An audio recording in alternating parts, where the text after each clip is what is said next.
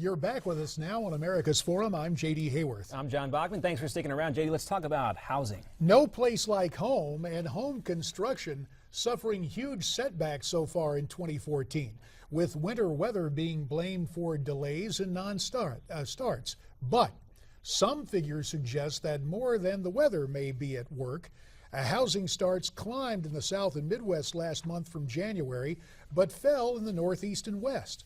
Starts plunged 37.5% in the Northeast, which experienced very harsh weather in February. But in the West, a major home building region spared extreme weather. Builders broke ground on 5.5% fewer homes last month. So, what are the real reasons behind the slow housing starts? And does a 7.7% rise in building permits signal a brighter outlook for the rest of the year? We're joined now via Skype by the CEO and founder of the Real Wealth Network, Kathy Fettke. Kathy, welcome to America's Forum. Thank you. Well, what do you attribute this decline in housing starts to, Kathy?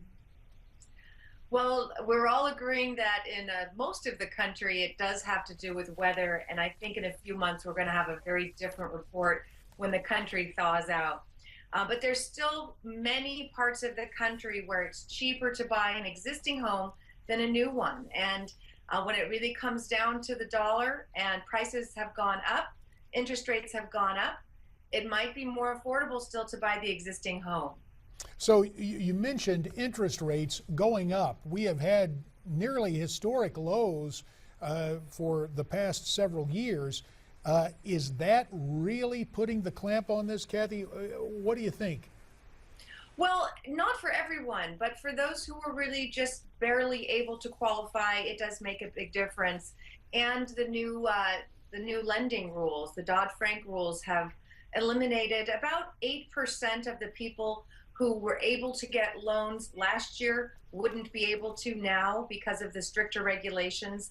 And even though that's 8% is a fairly low number, it does mean a few 100,000 people who could no longer qualify for loans. Yeah, it may sound like single digits, but there are real families involved here. And when an economy is sluggish already, when you have this kind of impact, it creates that situation. What I'm always interested in is the whole notion of home building, housing starts, and it seems that even during the best of times, there can be a lag between inventory and product and prospective buyers. Is that gap reemerging right now in 2014? Again, it depends on where you are. We, at the end of the day, have to look at jobs and where are those jobs? Where's the job creation? Where are jobs leaving? And so we've got an area like Texas where there's massive job creation, and it's also been one of the areas where there's been the most building taking place as well to keep up with all that growth.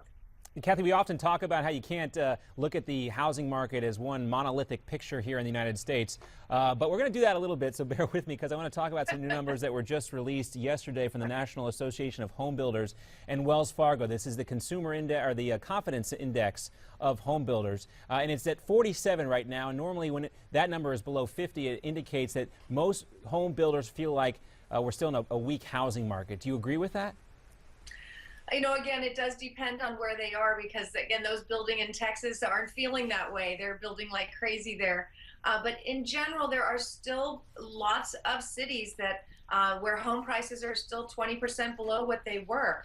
And when a builder looks at the bottom line and if there's just not enough margin there, it doesn't make sense. So until a lot of that existing inventory sells, for example, in places like Ohio or Pennsylvania or Florida, where there's still a lot of leftover inventory hanging around, a lot of foreclosures yet to come, it's not going to make a lot of sense. Although our company is still looking at building in Florida, it's getting the process started can take years. And you're right, the timing of that is difficult because there might be, by the time you get the product up and running, it could be a very different market.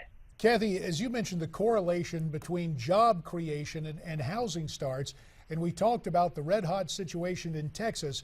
There's a state to the north in the upper Midwest where the climate is decidedly cooler, but the job market is red hot, and that's North Dakota. And when you talk about the demand there, given the energy exploration, it almost sounds like California during the gold rush, everyone flocking in there, and serious problems with housing starts in a state like North Dakota. Yeah, lack of housing. And in fact, the U.S., we're discovering oil and gas everywhere now. I think we knew it was there. We didn't know how to access it. So this is happening in Nevada, in parts of Ohio, where now there are jobs, but not the houses to support those jobs. So, it is always a scramble to figure out where are those jobs going, and is there enough housing inventory, and where are jobs leaving, and is there going to end up being a glut? Yeah, so that's what we're always focused on. Yeah, we're in a huge migration, if you will. A lot of people moving to North Dakota right now, and I think, Kathy, that has one of the most expensive housing markets in the country because of the energy boom there. But always fascinating to take a look at the housing and construction and real estate markets to see how they correlate with the overall economy. Kathy Fettke, CEO and founder of the Real Worth Network. Always great to have you with us here on America's Forum. Thank you.